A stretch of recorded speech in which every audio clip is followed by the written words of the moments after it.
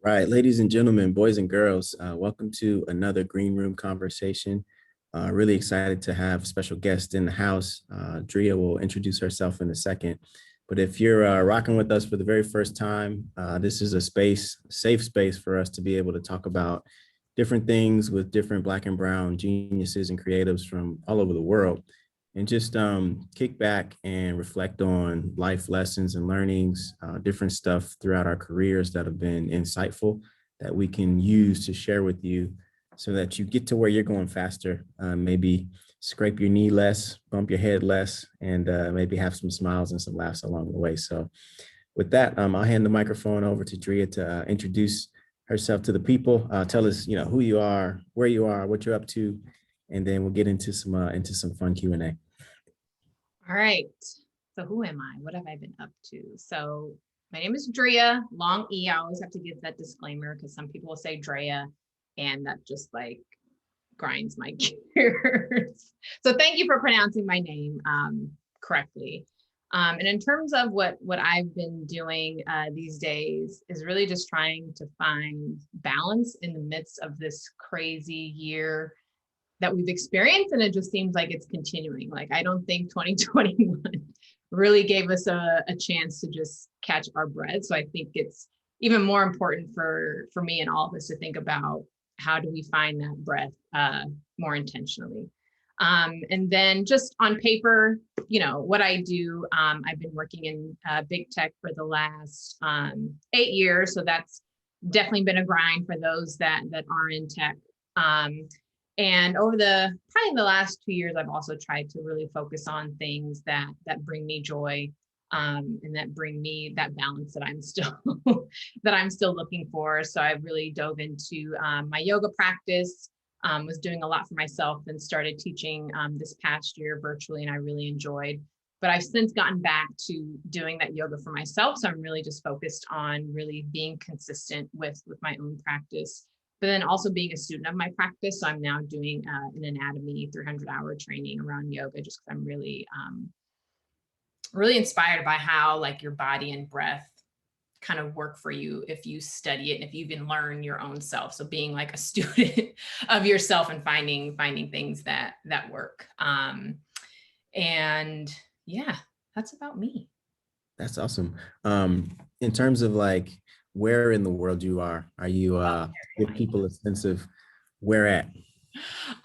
So I am in San Jose, born and raised the Bay, 408. So there's not a lot of Bay Area natives left, but I am one of the proud few ones that are still here, still kicking. Still kicking. Yeah. Well, yeah, we're really interested to this is probably the first yogi that I've talked to one-on-one. So it's cool to be able to ask some questions about, we'll do mental health today. We'll talk about just physical health and keeping in shape during this crazy COVID time, and maybe some other fun facts throughout the time. And even the concept of like teaching, building a business, doing it remotely and through like distance video technology. I think that's also something that's pretty interesting, that folks can learn a little bit from. So maybe like take us back to, when you were a girl, like 5, 6, 7 years old. Did you just reflect back? Did you see yourself doing and being kind of in this situation and scenario that you're in right now? Or take us back to San Jose, early Drea. What were you up to back then? That's such a good question. I feel like early on, I've always had this notion of like, I wanted to like help other people. Mhm. I think, coming from a family, an immigrant family, my family's from Guyana, South America, to here, I think we were, the family wanted us to like focus on very specific careers. That's like lawyer or doctor, etc. So for a long time, I wanted to be a doctor. And then fast forward to college, like I felt like that just wasn't my calling, or just didn't feel like it was kind of like my purpose to follow. And then since college, I've just kind of like had to really explore, went through a very meandering path on how I got to tech. Was doing a lot of nonprofit work. I worked on the Obama campaign in 2012. So I feel even in those instances, like there was still that notion of like wanting to help people, but just learning like what are the different avenues that I can do that. And I think over the last few years, by focusing on my own yoga practice, kind of like that's how I want to kind of give back. It's like to help those find rest and restoration and relaxation in this culture where we're so conditioned to do and go and achieve. Like, of course there's time for us to do that, but like more importantly, like there's time where we need to like rest and reset. And I don't think, I know for me, like I was not doing that enough for myself. So there was a period of time where, you know, I think my mind and body, I hope out of a loving place, Yeah. you know, really wanted me, or really wanted to teach me a lesson of like, you need to really rethink how you're living life. Cause I think also in big tech, we can really, again, get conditioned to just keep grinding and powering through, et cetera, et cetera. And for me, like things just kind of came to a little bit of a halt this year where I really had to like readjust and reassess, like, am I really putting myself first, my health first, and then everything else is kind of secondary to that. So, you know, circling back to your question, like 5, 7-year-old me always wanted to think about helping people. And I think that's now kind of like evolved into a way of like, how do I, you know, through my own story, like encourage people to find rest that's authentic to them. Like rest can be going for a walk. It doesn't have to necessarily like be sleep, but encouraging people to kind of like find that balance through some of the things that I've learned along the way. Yeah, I think it's so important to, especially as Black and Brown people who have sometimes been made to feel like, you know, we're so blessed and lucky and fortunate to be kind of in a legit, like good position from a work perspective, to not feel guilty about taking that PTO or taking the time you need in order to go on that walk, to stretch your body out, to spend time with your family, with your children. It's weird, kind of the tension, like, man, I'm so blessed to be here. So I got to put on for like myself and for everybody that looks like me in order to prove to them, to myself, and to my employer that, you know, you made a good decision, like by bringing me here. So I think that's a really important point for the people who are going to listen to this and watch this to take away as a bar and put in their back pocket. And I think both things can be true. Like we, you know, we're blessed to have these opportunities, especially in Silicon Valley, but then also like spaces like that we occupy are also blessed to have like our perspective Yeah, in thanks. these spaces as well too. Because we know like Black culture sets the wave for a lot of things. So I feel like, you know, to have like our perspective in this valley is as equally important as like the opportunities they provide us with. Yeah, if you're listening to this, don't ever forget that, you know, your swag, your drip, your sauce Exactly. uh, is priceless. So don't underestimate that, like ever at all. They commoditize it, but that's a whole nother Yeah, conversation. We won't yeah. even get it. We're not going to touch on appropriation and all of that in this Yeah, that's conversation. for another Yeah, green room conversation. yeah, let's talk about like I don't meet many, you know, 5, 6, 7-year-olds that talk to me about wanting to be, let's say, a yogi. You know, I grew up playing soccer and basketball and baseball. Um, did you like, were you into sports? Was that a big part of your life? Like, was kind of movement and being active part of the early story, or is that something that you've fallen in love with and gotten introduced to kind of later on? Give us a little bit of that. Yeah, so I feel like sports has really been like ingrained. It's almost like a genetics thing. Like my dad was a kind of like an all-star soccer player in college. He went to University of San Francisco and they won a championship um, when he was in college. And my mom has also always been like an active type of person as well too. So I feel like having those two, like sports was just kind of like gonna be a thing Yeah. for me. So I grew up playing a whole bunch of sports, soccer, baseball, and then turned to basketball, and basketball is something I did throughout high school. Um, and you know, in high school, I was like the sports editor. So it's like there was always like for our yearbook. So there's always like something I wanted. Like sports was always kind of like a layer of something that I've done as well too. Did some writing for The Athletic a few years ago. So I feel like again, sports is always something that's like I needed to pursue in just different avenues. And then recently did like a sports podcast with a few fellas. And then last year I had auditioned to be like a radio show host for this local sports radio station that we have. Like I made the top 16 finalists. I didn't move on, but I was the only female that made it that far. So I felt that was a big win.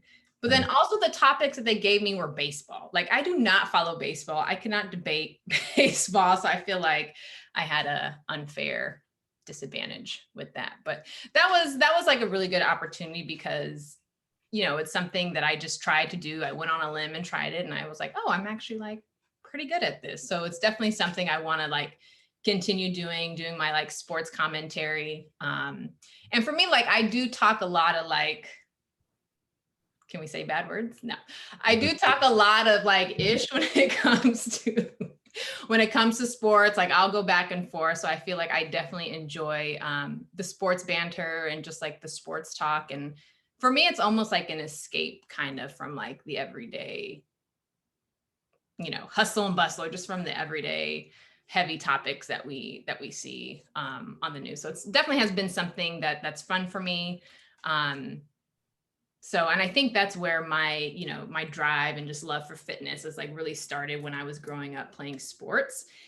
And I'm totally a gym rat. So like the gym rat and like the yogi me, it's like a perfect balance of like fitness, but then also like, again, that like balanced perspective. Because also like, if you're in the gym constantly lifting weights, running, etc., like that's a lot of stress on your body too. So you have to like couple it with something that like deregulates your energy as well too. So Yeah, that's also an escape of mine. Like I hadn't thought about like basketball, just watching highlights and kind of the mental health. That's like my happy place. Like in the evening where I can put the tech away and I could just like watch Trae Young and watch, you know, like that game last night was a good. We've had a lot of good games this NBA playoffs, and even going back to the bubble last year, like Dame Lillard dropping 60 something and like Jamal Murray playing out of his mind. I'm like, who are these people? Like these are legit like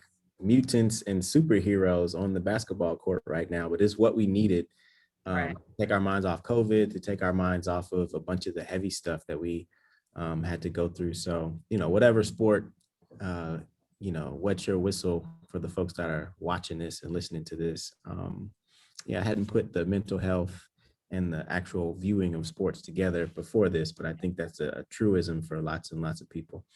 But I think like the duality of that as well too. Like I think this past year, a lot of players talked about like the mental health toll that like, you know, the bubble has taken on them, and then just being in like the culture of the NBA and like, you know, playing as hard as they do. So it's like an interesting like duality of like, as you know, as spectators, like, oh man, like we love this. This is like, you know, how we decompress.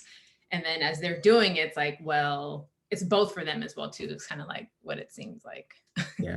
And the like the elevation, like the other angle of like after you're done with sport, you know, you've seen so many athletes come back as broadcast journalists or as reporters or as you didn't see so much of that like in the 80s or in the early 90s. So like a pathway being created or like a playbook, it seems like is being built for people who are in sport to have a plan.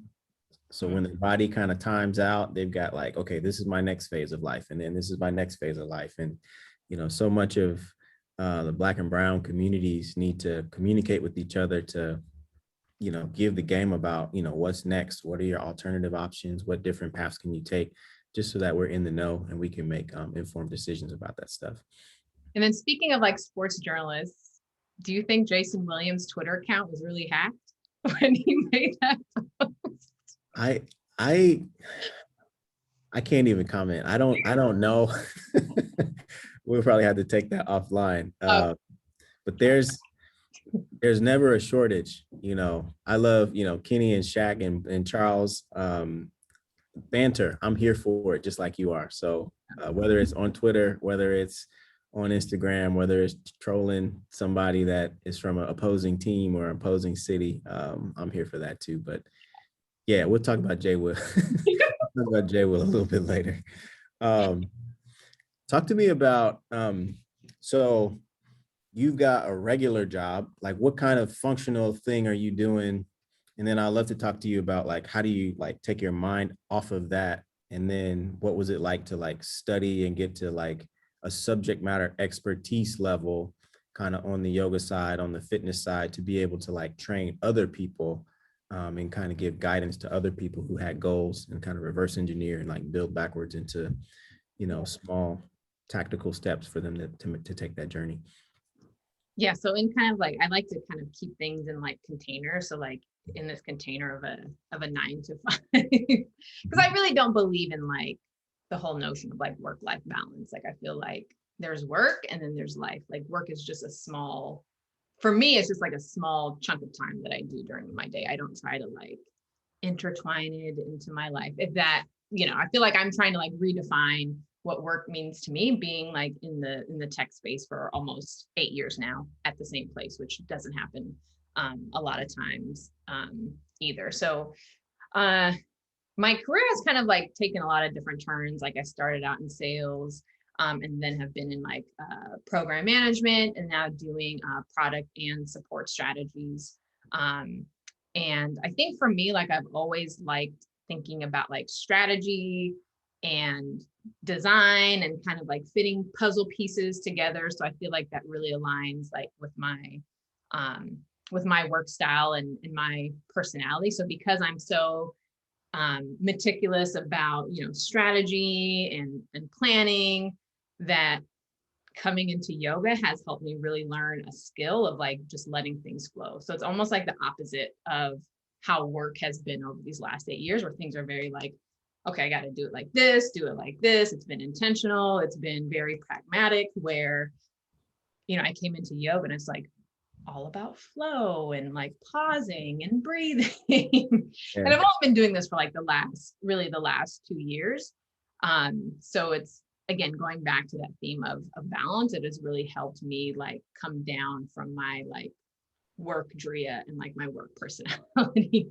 And I think it's like has also like not necessarily forced me, but it's like pushed me to think about, how do I step away from my computer, just for like 5 minutes, 10 minutes, 15 minutes, and how am I being more, respectful of my time? So something that I've done lately, just this year, it's like I've put like blocks on my calendar where people can schedule meetings with me, and where they can't schedule meetings with me, I say like, do not schedule unless it's urgent or something like that. Because I think, sometimes when we have like space on our calendar, it doesn't mean that it needs to be filled up with something.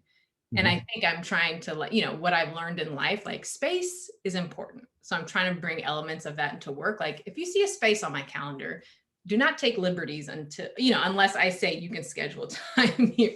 But again, that's something that I've learned, 8 years later, on how to like really respect my time in the workspace as well too.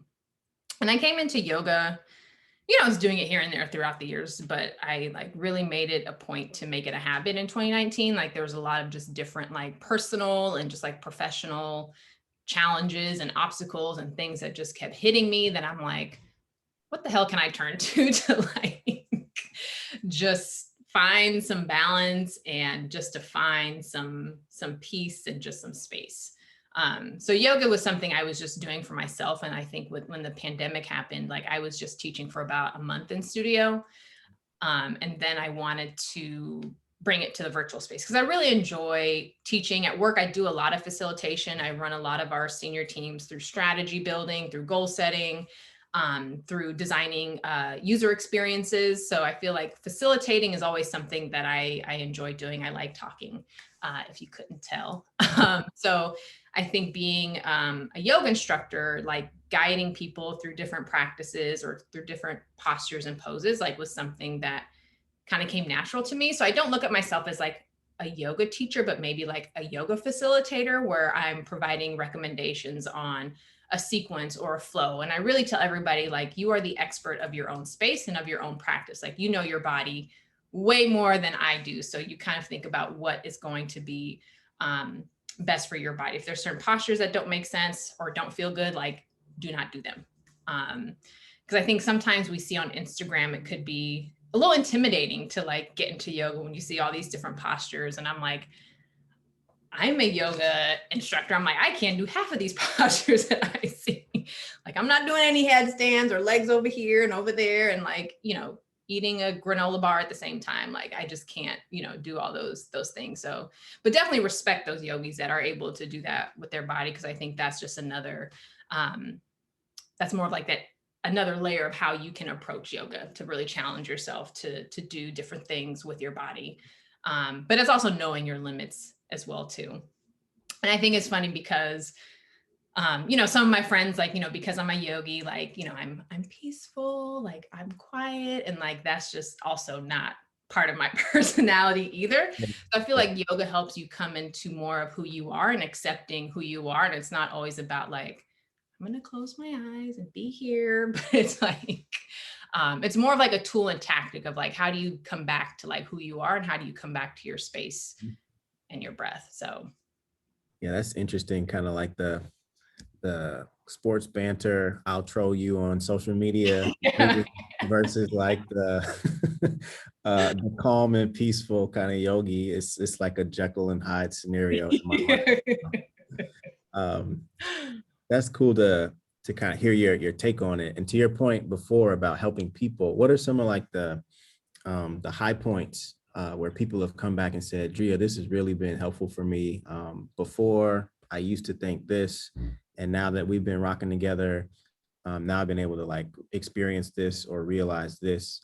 What are a couple of just, cool insights that you've been able to have over these last 2 years of teaching? Yeah, I think it's, when people kind of talk about like the physical impact that it's had on their bodies, or like the physical benefits that they feel.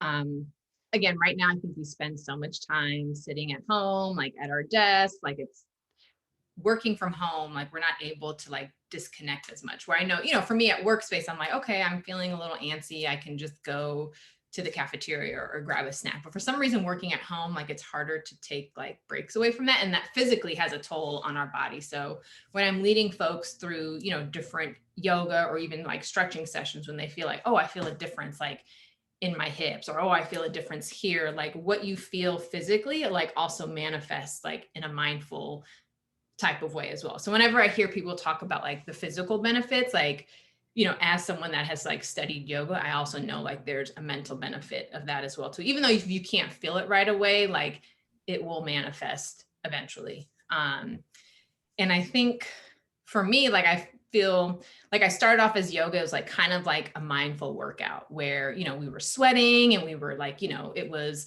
like a HIIT class, but then there was some yoga. And then I just realized like, for me, yoga is not a workout. Like yoga is for me to escape. But then also when you dig deep into like this type of practice, like sometimes it will like bring things to the surface to help you like process those things as well.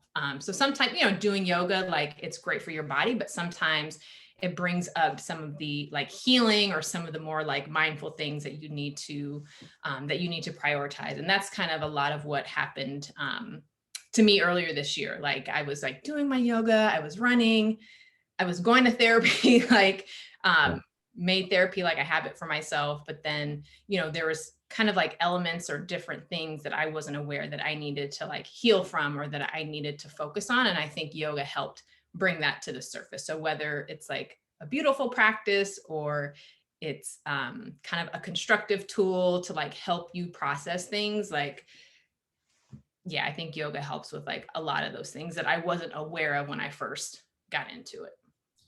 And then my last question about kind of this yoga track is about like, I remember studying like engineering, for example, and being like, oh man, if I have to study another calculus equation or do another, whatever, like what that technical study was like. What was like yoga study like? Was it a bunch of kind of biology and human anatomy, or like give me and a bunch of people who like literally have never done yoga 101 just a sense of what it took to start to educate yourself formally in that area? So I think the first yoga training that I did was like a power flow yoga class. And so a lot of it was focused on learning the sequence. But there was also aspect too where they tried to teach you like the origins of yoga and the philosophy of yoga, really rooted in like Hindu and Indian philosophy. Mhm. So a lot of it was thinking about, yoga is not just the physical practice of what you do on your mat, but yoga can be like cleaning your space. Yoga can be just focusing on your breath. Yoga can be you giving back to the community. So I think we've like focused yoga on this very like, it has to be a flow. You have to be doing yoga, but there's so many different ways that you can be doing yoga in your life. And they also talk a lot about, yoga is not just what you do on your mat, but it's like, how do you take those practices that you've learned, in your physical flow? Like, how do you take those into your day? Like, how do you calm your mind, or how do you find time to rest and restore? Even if it's just like 2 minutes, like, is there something that you can do for 2 minutes throughout your day? And of course, they talk a lot about, how do you sequence to like certain body parts, or how do you cue to certain body parts? So like, for example, like anytime you're doing any posture, like the front of your body, like, should be open, and like the back of your body, like that's where you want like your strength to come from. So it's just like certain anatomy things that they, touched on. But the biggest thing was, because it was like a branded um, yoga studio and kind of like a franchise yoga training that I did, they kind of very specifically teach you how to teach the sequence that they've developed. But of course, they kind of like incorporated and integrated with more like the philosophy of yoga, what yoga means historically, and things like that. And then based on that, I've been really interested in like learning about yoga from more of like an African standpoint, because I feel like, the culture started there. Like that is where life started. So I've been recently learning about Egyptian yoga, and how that has really kind of like set the foundation for yoga that we see today as well too. But now I studied biology. I got my BS in college, Bachelor of Science. That BS didn't sound good. And so there's always been like this science and biology side of me that I really enjoy. So right now I'm doing a 300-hour anatomy training course that really talks about just being very specific on the body, and like learning the body, and like muscles and tendons and ligaments, and how you cue a little bit more to the body, and not just like to the shape of the body, if that makes sense. So it's kind of like the anatomy nerd in me is like really excited to kind of dig a little bit deeper into the anatomy piece. Yeah. My brother got a C his first semester in college in biology. So that's the last that that I did. Like, I'm out. But, yeah, yeah. But yeah, we're about halfway home in terms of the conversation. I think we got about 25 or so more minutes. And maybe for halftime, we could do like a little bit of a lightning round. So I like to talk about sports a bunch, but we've done a little bit of that. You mentioned Egypt. You mentioned like some roots in South America. Um, Maybe a question about, now that things are opening up from COVID, some places that you give me 3 places that you would love to travel back to, or places that you would want to travel for the first time, maybe because they're in your ancestry and your roots, or because you've seen them and you just think they would be awesome. So actually, a trip that I have coming up is I am going to Egypt on this retreat where we go, to the different ancient historical sites. As I'm doing my own type of research, like to see the type of like technology or just the science that our ancient civilization used. Like that's something that's so it's just something I'm like very eager and like thirsty to learn more about, because these temples, statues, what have you, have like stood the test of time. Like no one has been able to like develop or create what was created, before or after all of that has been done. And there have been, we know historically, like civilizations have come in and they try to destroy those things, and they couldn't. So I feel like for me, it's like I want to go back to a place where, we learn about our culture, not just from the American context of what we know it to be, but more of like the kings and queens that we were way back before this context of what we know the Black experience to be today. So I'm really excited that I get to go to that and just be like immersed and just, just immersed in all of that. Like I'm really looking forward to that. And I think eventually I do want to get back to my roots and go visit Guyana. I'm thinking 2022 is when I want to do that. I went when I was 7 years old, and I haven't been back since, but it's definitely on my my to-do list. And then travel-wise, I just love being at a beach. So I'm thinking like Bahamas or like Aruba, somewhere somewhere there. Like I can be a beach bum literally like 24/7. I was in Miami recently and I came back like 5 different colors, if that makes sense. Like my back was a totally different color, my face, my arms, just because I was just like laid out like all day. So Yeah. Any I know Guyana was a long time ago, but any thoughts from 7-year-old Drea that like stuck with you even to now? I've never been there, but for like how fresh like the fruit was, like the mangoes, and there's like a very specific fruit in Guyana like called guinep, and it's like so sweet. It's like this small like fleshy fruit that I was just like eating nonstop. So I feel like just like the freshness of the fruit has like stood with me or has stayed with me since I was 7. So I'm really looking forward to getting back. And both of my mom and my dad's side of the family are from there. So very cool, very cool. So for folks listening and watching, Guinea and Guyana, like put it on your list of things to do and places to go.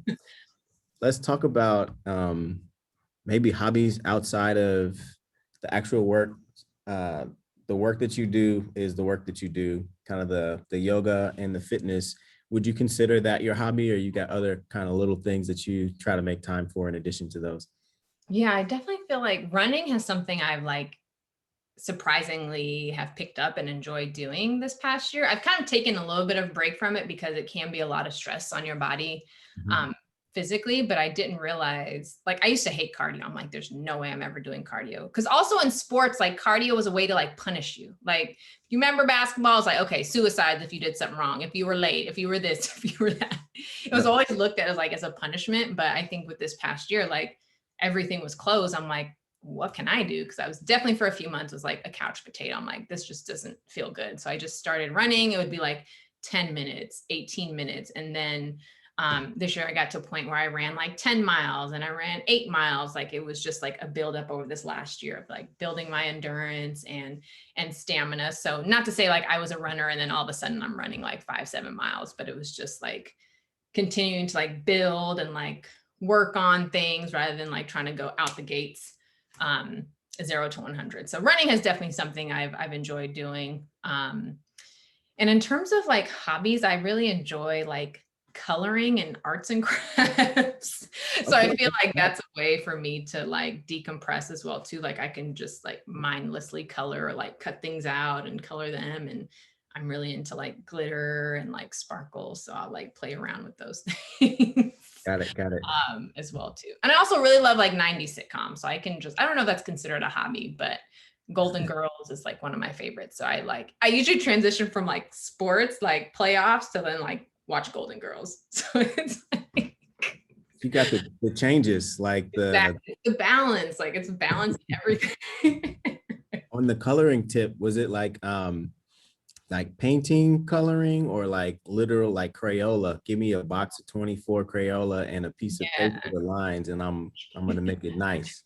Yeah, I've been like, just getting like coloring books and like I have like little markers that I'll just like color them on. But I do have some aspirations. Like I really enjoy like abstract art. So I think eventually I want to like create some of my own abstract art or just get like, a blank canvas and just kind of go to work. So I feel like that's kind of the next thing I want to explore for myself. Yeah, I'm looking behind you on the wall. Is that some of your handiwork or like No, what's I wish it was. But I feel like with that there, like I'm inspired to like, okay, I'm gonna try something myself and see how it goes. yeah.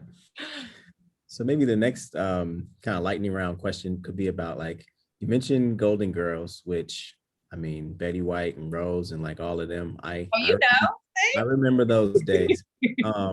What other kind of like podcasts or books or shows when you're not focused on fitness and working out are part of the things that you enjoy doing or have learned a lot from kind of over this COVID time or even before? yeah.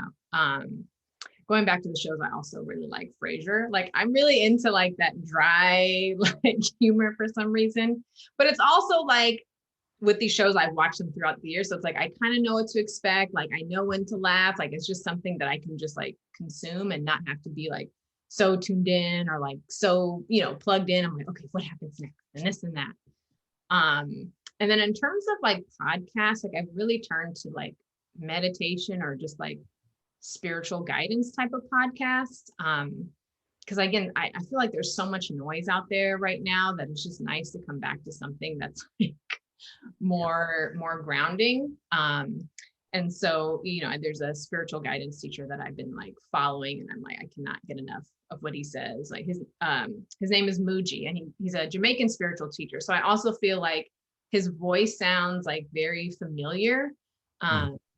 And that's something that I really enjoy, because I think sometimes it's hard to find like a spiritual guru you might connect with, because everyone kind of sounds the same and looks the same. So it's nice to be able to see somebody like, oh, he kind of looks like part of my family, or he has like dreadlocks and everything like that. So it's nice to be able to connect with someone's words when it comes to that.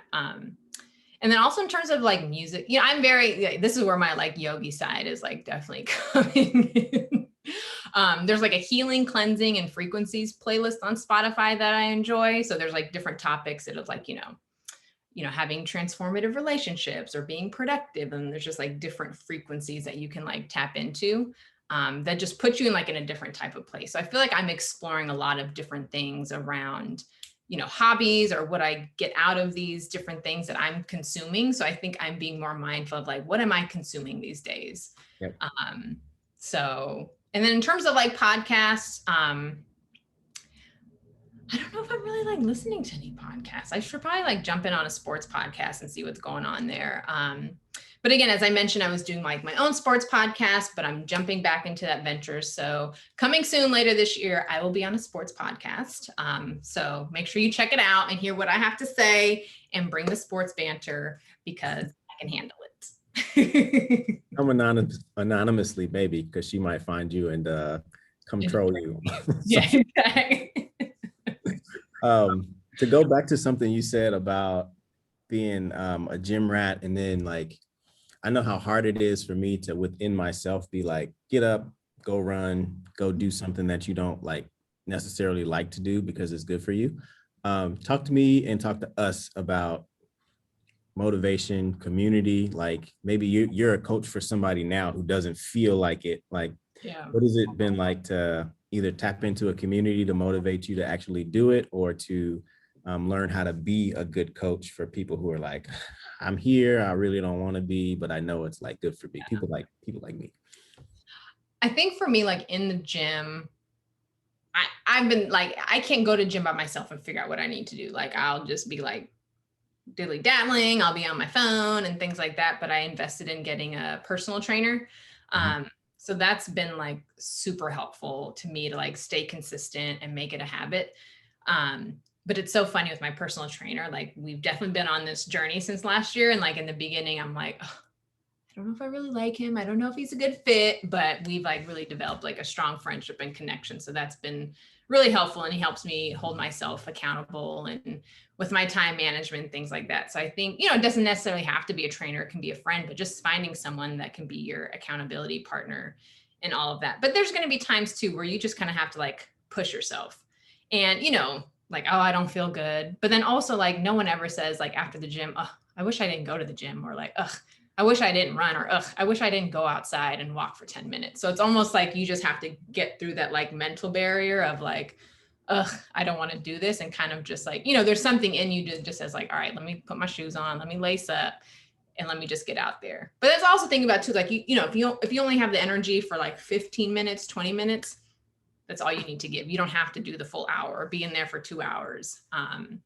I think also for me, it's like on this fitness journey, not to be superficial or like whatever, but I've seen the progress when it comes to being in the gym and, being, I'll put my age out there, like being 35, I feel like this is probably like the healthiest I've been physically and mentally like in a very long time. So I feel like when you see the progress, it's almost hard to go back into not doing those things that have brought you, brought you to a place where you feel good about yourself, like physically, mentally, etc. Yeah, I feel excited about kind of the stuff that we're building in the technology industry. And I'm like, man, if I want to be around 50 years from now or 60, to be able to actually like see the fruit of my work and my labor, like sometimes that'll get me to that over the hump part that Right. we just talked about. But Yeah, Sometimes it's hard to, you know, like they say black don't crack, which is true, but you will feel it if you don't take care of yourself. yeah, yeah. Um, so maybe we transition a little bit to um, kind of this last section of the talk, and this is like reflective. So kind of wise words from your 35-year-old self back to your kind of younger self. I think about this a lot. Like, what kinds of things would you have told, elementary school Drea, high school Drea, college Drea, that you've been like, man, if I would have just did this or known this, and this is going to be for that person who watches this or listens to this that is in kind of those prior stages, to say, oh, okay, as a result of that conversation, let me consider this or put this in my back pocket. So give like elementary school Drea some bars, give high school Drea some bars, and give like college graduate or early in career Drea some bars too. I think like baby Drea, like what would I say? To baby Drea, I would just say like have fun. Like have fun, find fun. Because I think there's always been a side of me, not that when I was little, but I was always, I don't know if it's like analytical, but I was always an overthinker. For, you know, as long as I can remember. And I think maybe that's just heightened over these last few years as an adult, but just taking it easy, like having fun. Like I feel there's also always this notion of like needing to be successful or like needing to be the best, whether it's in studies or sports. Like I've always put some extra added pressure on myself. And as I've gotten older, I think it would be for me to like really hone in on like, you know, what do you love to do? Like not what you feel like you need to do, but what do you love? Because I think now, like we've seen, like what you love to do, like you can turn it into something that you can pursue as a career. And I don't know if like growing up, that was really like ingrained in us. I think for me, it was just like there's certain career paths that you need to take, get your education, and then that's going to like solve your life. Where I feel like there's a part of like, okay, I've got my education. Now what do I do? Like there was almost no guidance on the like, okay, now what? Like I got my paper um, and so I just really tell myself, like, what is it that you love to do? And I think one thing that I've tried to do a lot more of now, it's like I didn't really pursue sports as much as I should have. Not should have, but as much as I could have. And I think that comes more just from like a sports writing perspective or like a sports journalism perspective. Like a few years ago, I finally like tapped into that. And I just like imagined like, oh, that would have been really cool if I would have like continued that passion into college. And for some reason, I just kind of like stopped doing it, but it needed to happen. But then also it's like, oh, but I'm still, you know, trying to pursue it, or I'm still interested in it. And it's still a passion now. So, and as I get older, you know, I would just kind of I got to still tell myself, and I think it, you know, we talked a little bit about it before too, like the spaces I occupy, I want to be in, like I also add a lot of value to those spaces. So I think it's just really like honing in on like, I'm a good person. Like I add a lot of value in my relationships, in my friendships, in spaces, in the work that I do. So I think it's more so just like, you know, resting your hat on like, I'm good. Like Yeah. I add a lot of value. So I think that's kind of what I'm continuing to tell my older self is like, girl, you good. Like just chill out. Like everything is going to work out the way it's supposed to. Like, and it's more of like, being still trusting and just letting things unfold. Like I don't always need to know what's going to happen next or have a plan ready for that, where, you know, there's like this trust that you need to put out into the ether, that things are going to come back to you that they're supposed to, and good or bad, like things are working in your favor. So Yeah. that's the adult advice I need to continually tell myself a Yeah. lot of times throughout the day. The addendum to that last one that I'll put out for people that maybe have a hard time with that is to also put like, you could tell yourself that you're valuable, but being able to actually prove with data to kind of these employers and like these people, they love data for some reason. So know your business enough to be able to quantify your value and to be able to tell a story about how when you're in the room, these are the results. And when you're not, this is the gap that is left. Over my own career, as I've reflected, it's been like not a natural thing, but I've learned how to do that, and to be able to articulate in that way has been pretty solid. So Yeah, I appreciate that that reflection of sorts to the different stages of Drea. And um, Still a and- lot of stages to go. oh yeah, we gonna be here for a minute. Let's talk about, you mentioned like wanting to give more to sports, and you talked a little bit about kind of building a side business. Um, this notion of going from like 0 to 1 makes me think about entrepreneurship. And for people who might be listening, who are like sitting on ideas that they want to, toss out there for 2021 or 2022. What are some observations or things that you've picked up about kind of building something from scratch, from 0 to 1, and actually like putting some business thought behind it? Yeah. I think for me, it's kind of thinking, I'm not here. I don't want to, I've never like kind of thought like, oh, I want to start a business, or oh, I want to be an entrepreneur. It's just like, what is something that I can create that I feel is going to add value into the world, whether like 2 people want to use it, 5 or 10, what have you, like it's 2 more people that needed something that they didn't know that they needed. So I think for me, like this year's just really thinking about what is that value add, but then also making sure that I'm not trying to build or create like in silo. So like early on, I've been consulting with like a brand strategy team, exploring like different business planning and business consulting resources, whether that's like potentially joining like a co-working space, or there's a lot of great free business tools that are out there as well too, like how you create a business plan. One organization, can I drop an organization name?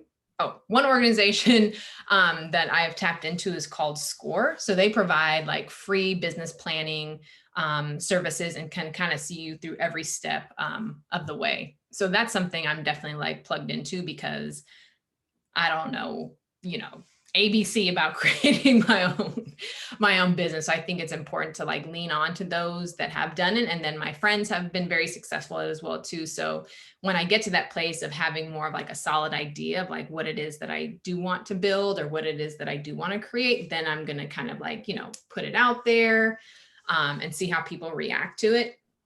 For me, like seeing how big tech has kind of approached this as like succeed quick, fail fast, all those kinds of things, like that's not necessarily the approach that I want to take on what I want to create or bring into the world. Like I want it to be thoughtful.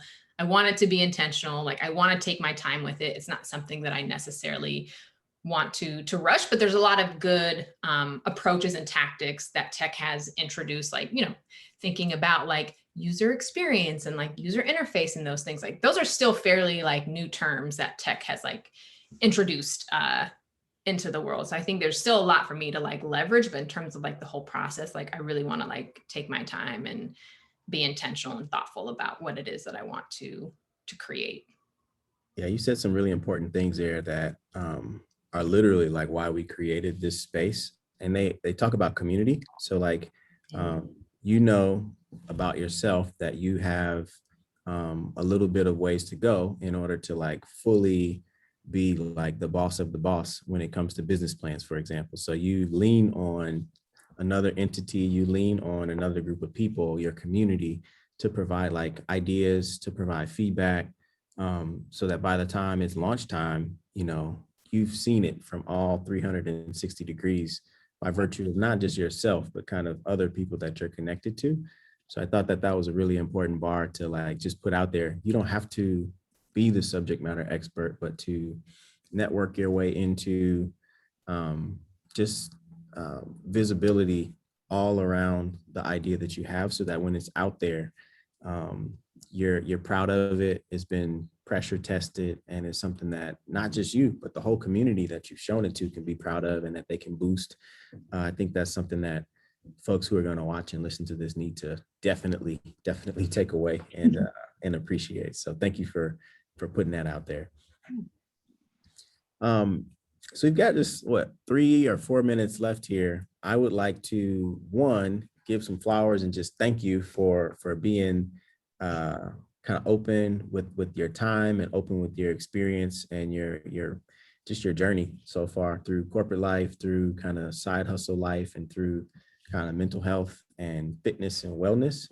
And want to give you just the last couple of minutes to um, give a couple of things that, that high schooler can take away, maybe that elder, I had my granny watch one of these and she's like, so we want to give some just advice or some parting words to the whole community, whether you're on the young side of it or whether you're on the older side of it or somewhere in the middle. Yeah. What are some things that you're hoping folks would just take away from this conversation? I think the biggest thing is learning more about yourself and being like a student of yourself. I feel like there's a lot of times where, we study so many different things, study so many concepts, but then it's like kind of getting back to like, well, why am I studying these things? Like, why am I interested in these things?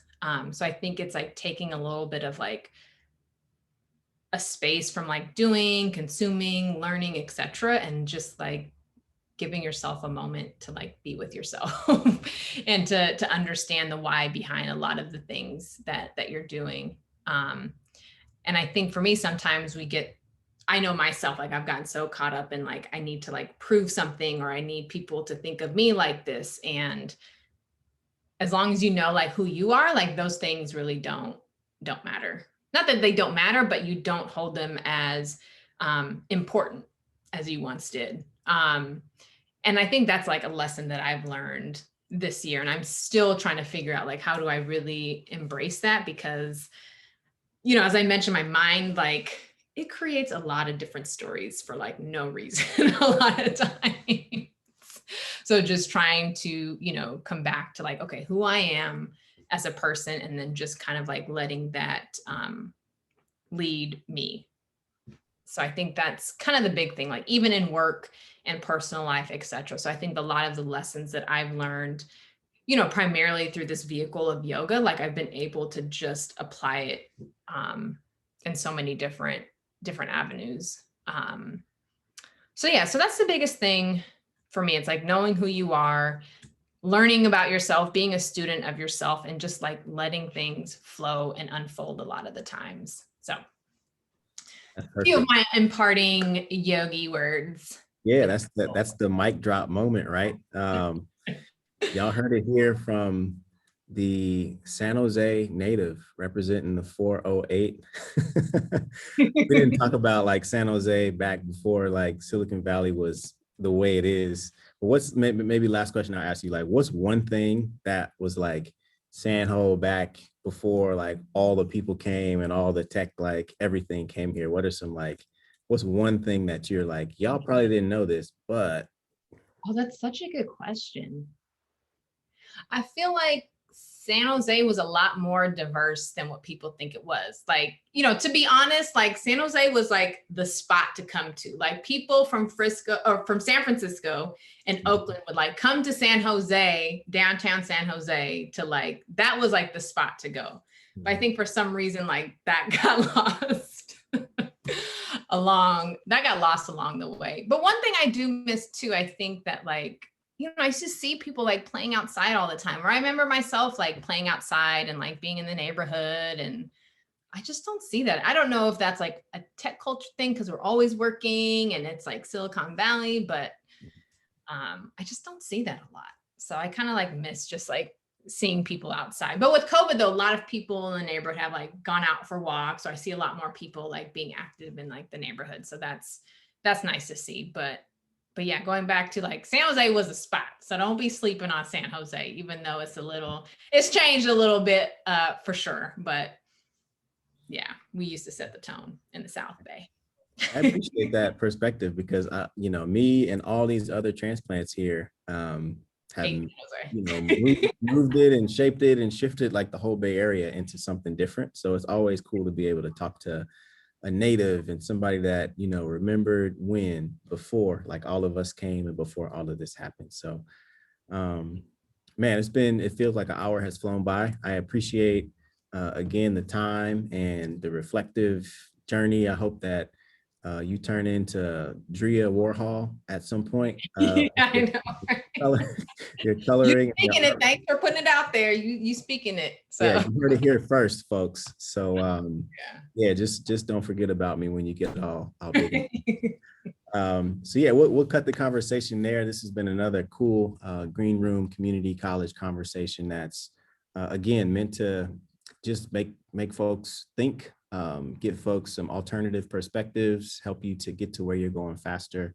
And yeah, know that if you ever wanted to reach out to either of us, you could find us on Instagram or LinkedIn, or we're not too hard to find. So feel free to reach out, to connect. And we thank y'all for the time and attention for this episode. So again, Drea, thank you so much. Thank Have a you. great It's rest fun. of the afternoon and rest of the weekend.